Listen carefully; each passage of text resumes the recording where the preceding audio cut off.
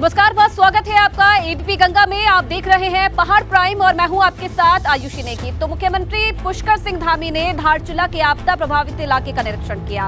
इस दौरान मुख्यमंत्री पुष्कर सिंह धामी ने आपदा प्रभावित लोगों से भी मुलाकात की और उनकी समस्याओं को सुना।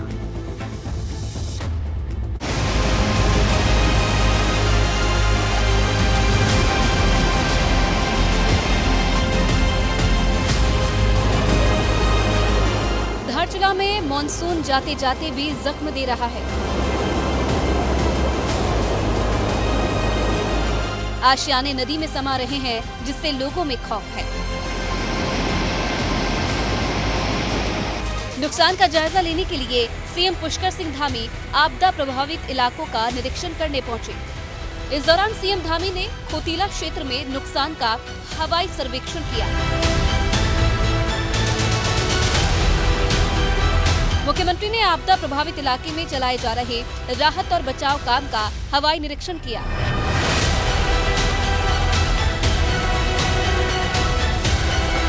इसके साथ ही सीएम धामी ने आपदा प्रभावित लोगों से मुलाकात करने भी पहुंचे।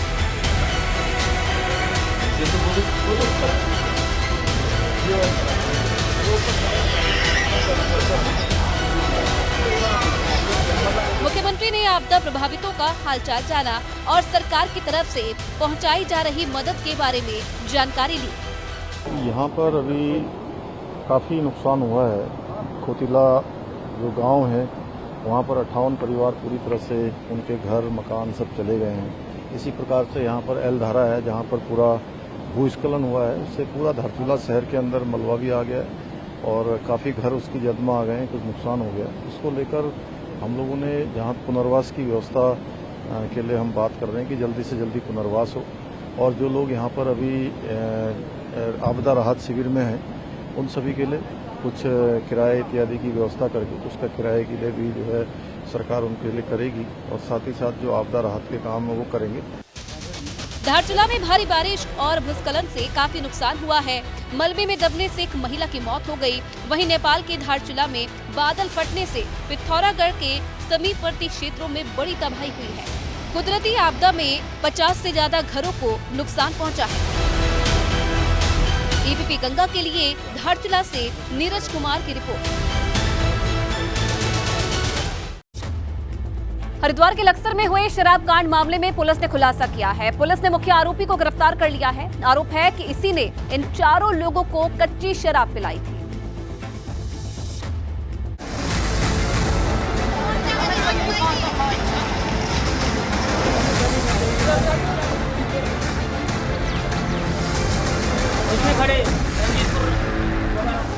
हरिद्वार के लक्सर में हुए शराब कांड में पुलिस ने बड़ा खुलासा किया है। एसएसपी योगेंद्र सिंह रावत का दावा है कि शराब कांड का मुख्य आरोपी विजेंद्र नाम का एक शख्स है। पुलिस दावा कर रही है कि विजेंद्र के घर पर ही उन 4 लोगों ने शराब पी थी जिनकी मौत हुई है। पूर्व में इसने अपने खेतों में ये शराब निकाला करता था और आज से करीब 5-6 महीने पहले इसने खेतों में शराब निकालकर उनको केन में बंद करके दबा दिया था। उस उम्मीद से कि भविष्य में जब कभी चुनाव होगा तो मैं इसका उपयोग करूँगा। उस केन में से इसने एक केन निकाली थी और उसकी शराब को इन लोगों ने पिया था। पूछताछ में ये भी पता चला है कि जिस शराब को पीने से 4 लोगों की जान गई है वो कच्ची शराब थी। आरोपी विजेंद्र ने उस शराब को खुद ही निकाला था। विजेंद्र की पत्नी चुनाव लड़ रही है। वोटर्स को लुभाने के लिए इसने उसी कच्ची शराब का इस्तेमाल किया था। तो ये बात अब लगभग निश्चित हो चुकी है कि इसी व्यक्ति के द्वारा जो शराब वितरित की गई उसी से ये सब जो प्रभाव हैं वो उत्पन्न हुए हैं। इसको हमने गिरफ्तार कर लिया है। चूँकि यहाँ पर महिला सीट है तो इसकी जो पत्नी है वो प्रत्याशी थी जिसके चक्कर में ये सब शराब पिलवा रहा था। शनिवार को पथरी इलाके के फूलगढ़ गांव में शराब पीने से 4 लोगों की मौत हुई थी। आशंका थी कि शराब जहरीली थी, मगर एसएसपी ने दावा किया है कि पोस्टमार्टम रिपोर्ट में इस बात की पुष्टि नहीं हुई है। शराब के सेवन से हुई है, इसमें कोई दो राय नहीं है और इसकी सही जो जानकारी है वो जैसे कि मैंने आपको बताया कि पोस्टमार्टम इसमें हो चुका है और बिसरा इसमें प्रिजर्व किया जा चुका है। तो जो बिसरे की रिपोर्ट आएगी उसके आधार पर ही निश्चित रूप से कहा जा सकेगा कि वास्तविक मौत का कारण क्या रहा। इस पूरे मामले में अब तक कई बड़ी कार्रवाई हो चुकी है। पुलिस और आबकारी विभाग के खिलाफ बड़ा एक्शन लिया गया है। हरिद्वार की आबकारी निरीक्षक समेत 9 कर्मचारियों को निलंबित किया गया है। तो वहीं पथरी थानाध्यक्ष समेत 4 पुलिसकर्मियों को भी सस्पेंड किया गया है। उधर डीएम ने मामले के मजिस्ट्रियल जांच के आदेश दे दिए। ये मामला ऐसे समय में गरमाया है जब हरिद्वार में पंचायत के चुनाव हो रहे हैं। जाहिर है पुलिस और प्रशासन कटघरे में है। एबीपी गंगा के लिए हरिद्वार से रोहित सिकोला के साथ लक्सर से श्याम सिंह की रिपोर्ट।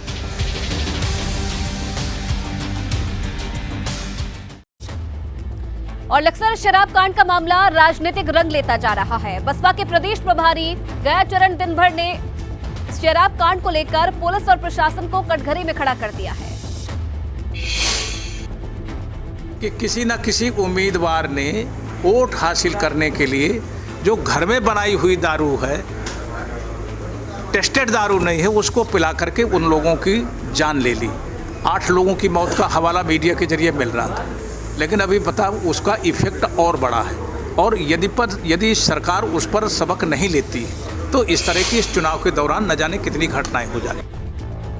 और इसी मामले से जुड़ी एक बड़ी खबर आपको बता दें, लक्सर में हुए शराब कांड को लेकर छापेमारी। रुड़की के मंगलौर में पुलिस ने छापेमारी की है। अवैध शराब के धंधे से जुड़े 17 लोगों की गिरफ्तारी की है। 40 लीटर कच्ची शराब भी बरामद की गई है। देशी शराब के 670 क्वार्टर भी बरामद किए हैं।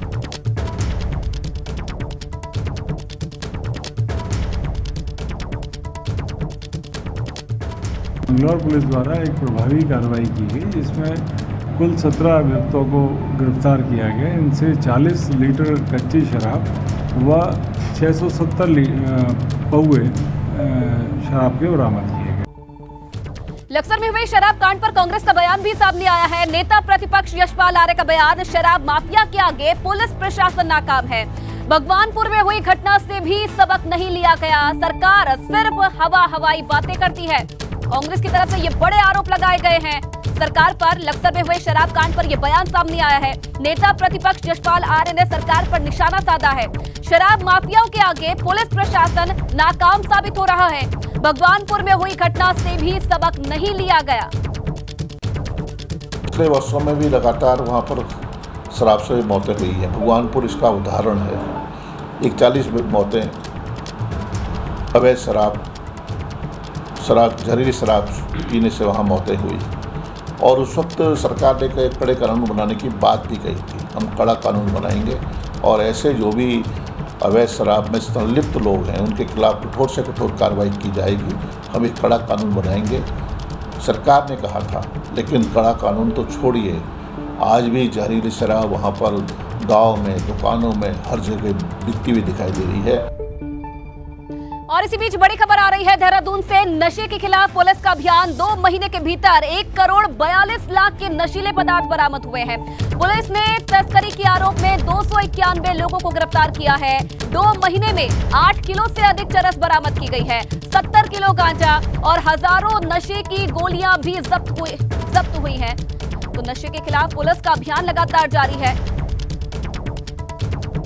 मामले पंजीकृत किए गए, 151 लोगों को अरेस्ट किया गया। और इसमें अगर मैं इसमें की बात करूं तो इसमें 1 किलो 220 ग्राम जो है इसमें बरामद हुआ है। और 8 किलो 636 ग्राम जो है आपका चरस बरामद हुआ है। इसी प्रकार से अन्य भी हैं, गांजा भी है, नशीले इंजेक्शन भी है, कैप्सूल भी हैं। और इसी प्रकार से अगर शराब की बात करूं तो शराब भी लगभग 15 लाख की शराब हमने बरामद किया है। और इसी बीच यूके SSSC पेपर लीक से जुड़ी बड़ी खबर। अधीनस्थ सेवा चयन आयोग की ओर घूमी जांच। पूर्व सचिव संतोष बडोनी के खिलाफ विजिलेंस जांच के आदेश दे दिए गए हैं। पूर्व परीक्षा नियंत्रक नारायण सिंह डांगी के खिलाफ भी विजिलेंस जांच की जाएगी। 3 अनुभाग अफसरों के खिलाफ भी विजिलेंस जांच होगी।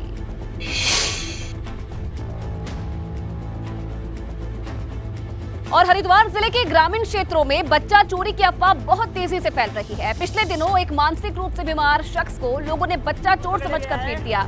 इसे लेकर एसएसपी हरिद्वार ने लोगों से कहा कि वो अफवाहों पर बिल्कुल भी ध्यान न दें। अफवाहें एक अगर हम पैटर्न में देखें तो ये उत्तर प्रदेश के भी अनेक स्थानों पर इसी प्रकार की अफवाहें फैल रही हैं। ऐसा प्रतीत होता है कि कुछ शरारती तत्व हैं जो इस प्रकार की अफवाहें फैलाकर एक समाज में एक भ्रांति और एक रोष और एक प्रकार का एक अनरेस्ट पैदा करना चाहते हैं। ऐसे व्यक्तियों को मेरे द्वारा पूर्व में भी सचेत किया गया था और जो भी इस प्रकार की गतिविधियों में पाए जा रहे हैं सीधा उनके खिलाफ मुकदमा कायम करके उनकी गिरफ्तारी की। देहरादून में एक कई दशक पुरानी इमारत को जल्द ही गिराया जा सकता है। इस इमारत में मौजूद दुकानदारों को अल्टीमेटम दिया गया है कि 14 सितंबर तक अपनी दुकानें और घर खाली कर दें।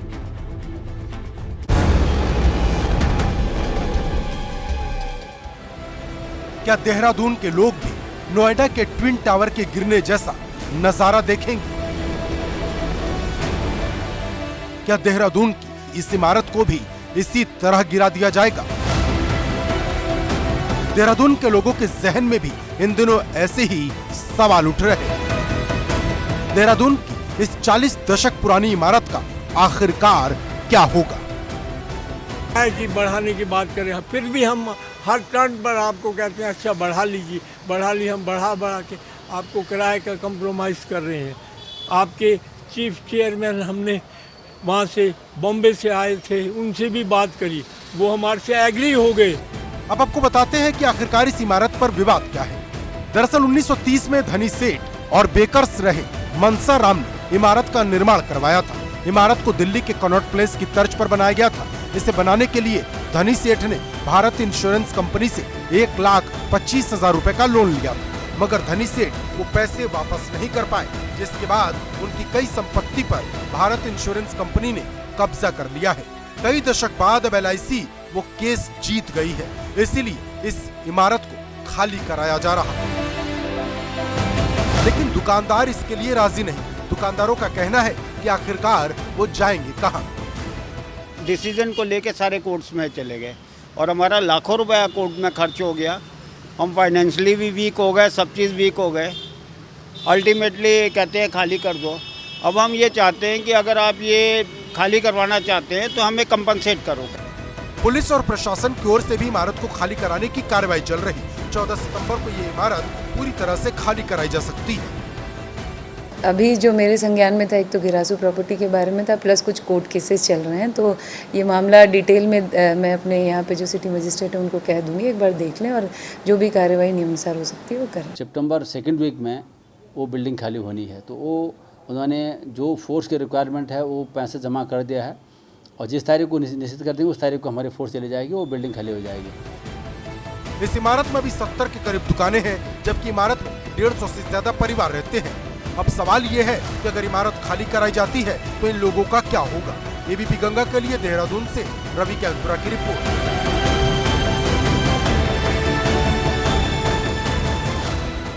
आगे बढ़ेंगे बड़ी खबर के साथ। हरिद्वार में डबल मर्डर से सनसनी। महिला ने अपने पति की हत्या कर दी और गुस्से में आकर महिला के सौतेले बेटे ने भी महिला की हत्या कर दी। पहले महिला ने अपने पति की हत्या की और उसी से गुस्साए महिला के सौतेले बेटे ने महिला को मौत के घाट उतार दिया। तो ये बड़ी खबर हरिद्वार से। कर्णप्रयाग के गौचर में बेरोजगार युवाओं का प्रदर्शन हुआ। पेपर लीक और भर्तियों में हो रही गड़बड़ी को लेकर युवाओं ने प्रदर्शन किया। इन्होंने सरकार के खिलाफ नारेबाजी की और पेपर लीक मामले की सीबीआई से जांच की मांग की।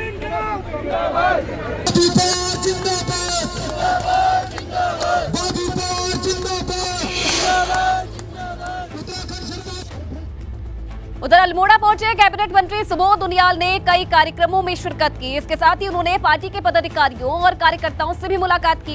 इस दौरान सुबोध उनियाल ने कहा कि सरकार ने युवाओं के भविष्य को देखते हुए UKSSC के जरिए होने वाली 7,000 भर्तियों को रद्द करके लोक सेवा आयोग से कराने का फैसला लिया है। सरकार ने कल ही के कैबिनेट में 7,000 पदों को, ताकि बच्चों का नुकसान न हो, तत्काल अधीनस्थ सेवा आयोग की परिधि से हटाकर लोक सेवा आयोग को देने का काम लिया, ताकि जो फॉर्म्स भरे गए हैं या जो वैकेंसीज हैं उनमें राज्य के बच्चों को शीघ्र से शीघ्र उनको रोजगार दे करके उनके अरमानों को पूरा किया जाए। SIT जांच से लेके तमाम तरह की जांचें चल रही हैं और आपने देखा कि कई लोग गिरफ्तार भी किए जा चुके हैं और अभी आने वाले समय में निश्चित रूप से और भी कार्रवाई होगी। उधर मसूरी में कैंची रोड पर भूस्खलन से एक मकान को खतरा पैदा हो गया। मकान का एक हिस्सा भी गिर गया, जिसकी मलबे की चपेट में आकर एक महिला घायल हो गई है। बताया जा रहा है कि बारिश की वजह से पहाड़ियों से मलबा गिर रहा है, जिससे कई घरों पर अब खतरा मंडराने लगा है।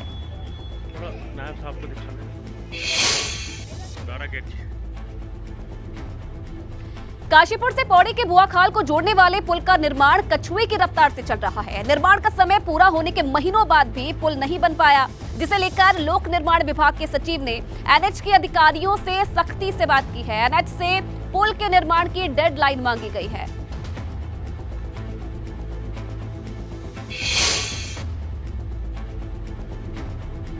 इधर नई टिहरी के राजकीय पीजी कॉलेज को 19 साल बाद भी अपनी जमीन और भवन नहीं मिल पाया है। कॉलेज को 2003 में नई टिहरी शिफ्ट किया गया, मगर तभी से कॉलेज GITI के भवन पर संचालित किया जा रहा है। भवन और भूमि महाविद्यालय के नाम दर्ज न होने से पीजी कॉलेज को UGC से भी कोई मदद नहीं मिल पा रही है। टिहरी विधायक किशोर उपाध्याय ने कहा कि उनकी तरफ से कोशिश की जा रही है। अब अभी तक उसके पास न अपनी बिल्डिंग है, न उसके पास ज़मीन है, तो उसे UGC से भी उस तरह से उसको मदद नहीं मिलती है। तो मैं कोशिश कर रहा हूँ कि मेरी कोशिश रहेगी कि अगले 1 साल में बाकी चीज़ों पर कम ध्यान दे करके हम इन सब चीज़ों पर ध्यान दें, जिससे यहाँ के बच्चों का भविष्य बन सके और वो कंपटीशन में दिल्ली या अंतर्राष्ट्रीय स्तर पर उनको कम्पीट करें। और अल्मोड़ा के रोडवेज में चालकों और परिचालकों की कमी के कारण डिपो को बसें संचालित करने में काफी परेशानी हो रही है। इस डिपो में 55 बसों के बेड़ों को संचालित करने के लिए करीब 125 चालकों की जरूरत है, जबकि 55 चालक ही कार्यरत हैं। इस वजह से डिपो को हर दिन करीब 4 लाख रुपए का नुकसान हो रहा है। कम से कम 5 से 7 गाड़ियाँ प्रतिदिन संचालित नहीं हो पा रही है, जिनका मुख्य कारण चालकों का अभाव है। हम चाहते हैं कि जल्दी से जल्दी चालकों की पूर्ति नियमित रूप से भर्ती की जाए, जिससे ये आर्थिक नुकसान से रोडवेज की भरपाई होगी। 1981 से लेकर 2020 तक कुमाऊं के अलग अलग वन क्षेत्रों में 28 वन कर्मियों की जान गई है। इसी को लेकर वन शहीद स्मारक का निर्माण करवाया गया है। 11 सितंबर को वन शहीद स्मारक पर 28 वन कर्मियों को श्रद्धांजलि दी गई। इस दौरान संकल्प लिया गया कि वन कर्मियों की शहादत को हमेशा याद रखा जाएगा और वनों को बचाने के लिए पूरी निष्ठा से काम होगा।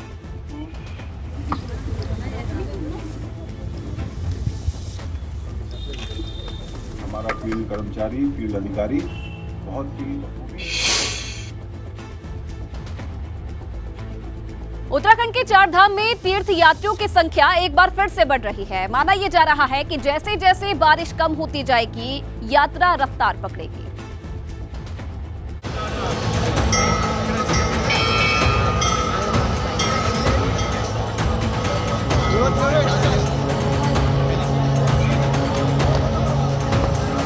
बाबा शिव का धाम केदारनाथ एक बार फिर से जय घोष से गूंज रहा है।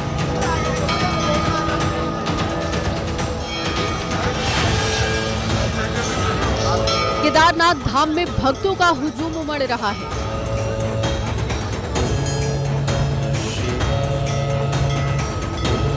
केदार मंदिर के बाहर लगी भक्तों की ये भीड़ भोलेनाथ के भक्तों के उत्साह और भक्ति को बयां कर रही है।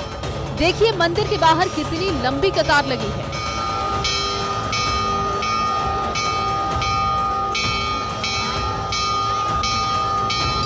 अब केदारनाथ धाम में हर दिन 9000 के करीब तीर्थ यात्री आ रहे हैं, जबकि यात्रा शुरू होने के बाद से अब तक 11,25,000 श्रद्धालु दर्शन कर चुके हैं। बाबा केदार का दिव्य स्थल इस वर्ष की जो यात्रा है, इसका द्वितीय चरण वर्षा काल के बाद शुरू हो चुका है। अभी कुछ दिन बाद 7 बच्चे इसमें यात्रियों की संख्या में धीरे धीरे और इजाफा होगा। आप सभी तीर्थ यात्रियों का बाबा केदार की दिव्य नगरी में हार्दिक स्वागत एवं अभिनंदन करते हैं। प्रशासन का मानना है कि यात्रा संपन्न होने तक तीर्थ यात्रियों की संख्या 13 लाख के पार जा सकती है। भीड़ बढ़ने पर प्रशासन की तरफ से यात्रियों से अपील की गई कि वो यात्रा मार्ग को साफ सुथरा रखने में सहयोग करें।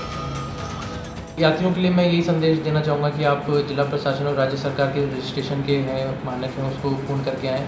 साथ ही अपना हेल्थ चेकअप भी ज़रूर कराएं और अपने साथ कोई भी ऐसा कोई चीज़ न लेके आएँ जो कि प्रतिबंधित हो, जैसे कि प्लास्टिक हो गया, पॉलीथीन हो गई।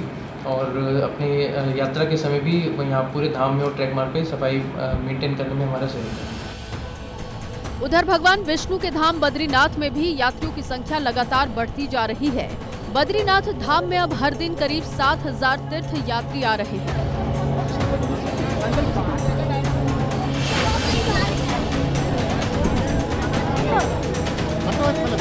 8 मई से बद्रीनाथ धाम की यात्रा शुरू हुई थी। तब से लेकर अब तक 12 लाख श्रद्धालु दर्शन कर चुके हैं। श्राद्ध पक्ष के शुरू होते ही बद्रीनाथ धाम में तीर्थ यात्रियों की संख्या में इजाफा हो रहा है।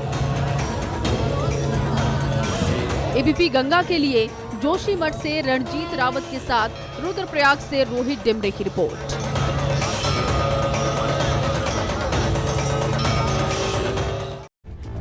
और चलिए इसी के साथ पहाड़ प्राइम में फिलहाल इतना ही।